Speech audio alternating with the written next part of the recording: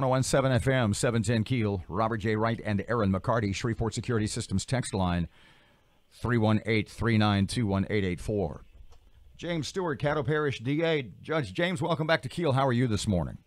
I'm great. Thank you for having me. Lawmakers are having a hearing next week on I think it's titled The Future of the Death Penalty in Louisiana. I know you'll be watching that. You've not been invited, I don't guess. It looks like they're going to hear from victims' families. Where are we in the death penalty in Louisiana? I know Caddo's got several folks on death row. Well, right now there's a moratorium on the death penalty on executing people because they can't. There's a lawsuit about the drugs they use, and it's been hung up in federal court for at least 2 or 3 years, and it's pushed off another year till next year, and really nobody knows what's going to happen next year. This hearing next week, could they find some solutions? Could they look at alternatives to the drugs?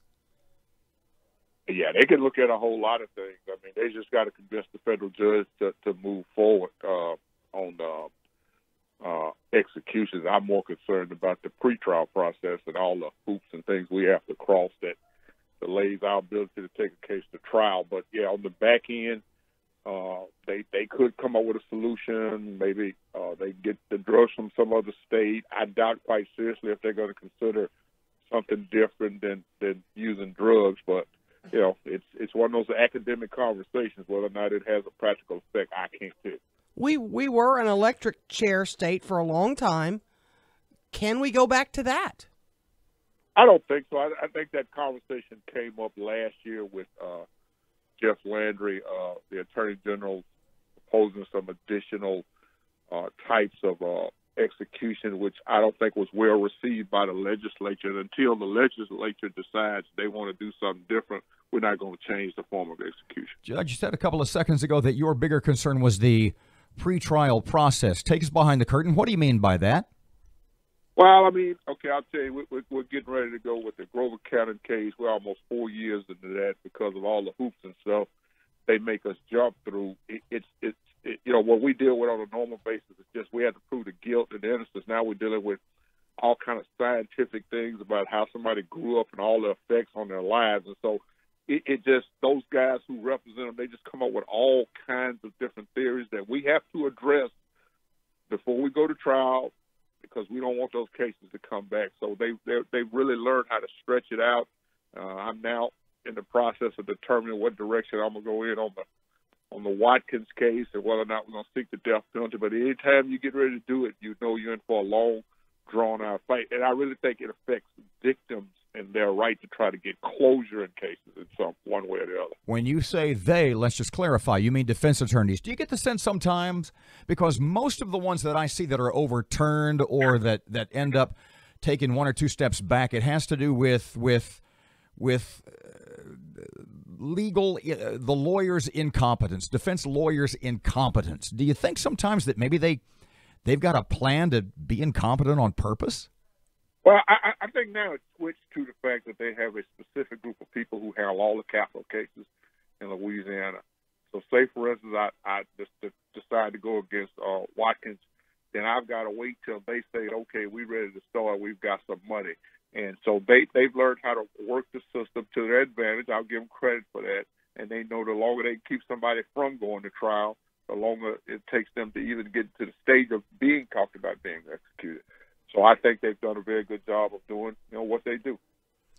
Judge, I say this to you with kind of like still in shock. We've got Nathaniel Code approaching or just beyond 30 years on death row. Oh, I was in the office in the fall of 1990 when Scott Creighton tried Nathaniel Code, and that case is stuck somewhere in the federal courts, and it's one of the most frustrating things you can in my office. I try not to think about it. I have to talk to the family about it, and it just drives you. And we have several cases like that that are stuck, and I can't tell you the solution to it.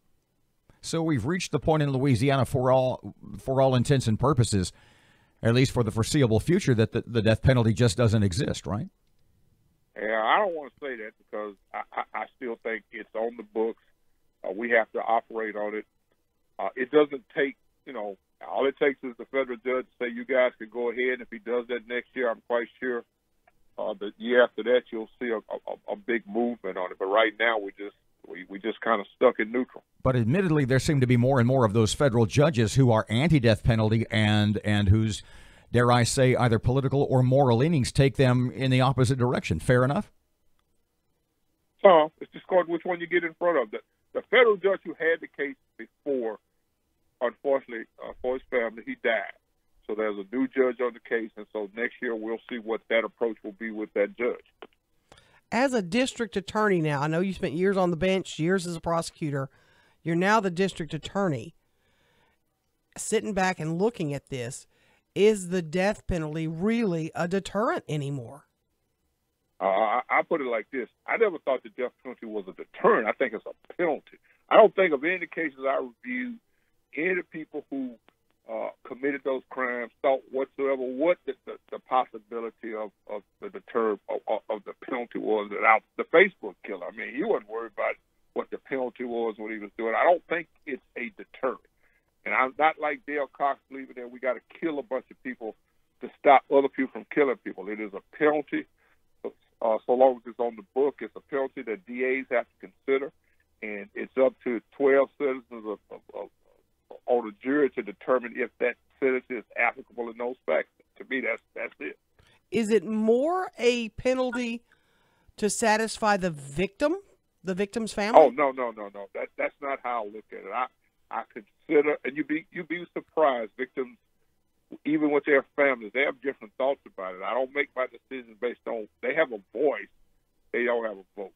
You know, I kind of try to separate the worst of the worst and limit it to only those people that it should apply to, so that it's effective, that it's fairly across the board, that we're not distinguishing one group from another. I look at all those factors and then make a decision, okay, in this case, we need to seek the death penalty. Next week's hearing, what will you be watching for? Oh, I don't even know if my nose is in the ground trying to decide what I'm going to do on Watkins, trying to get Grover County. And all I can pray is in that conversation they come up with some solutions that help us, I say on the front lines, do what we do.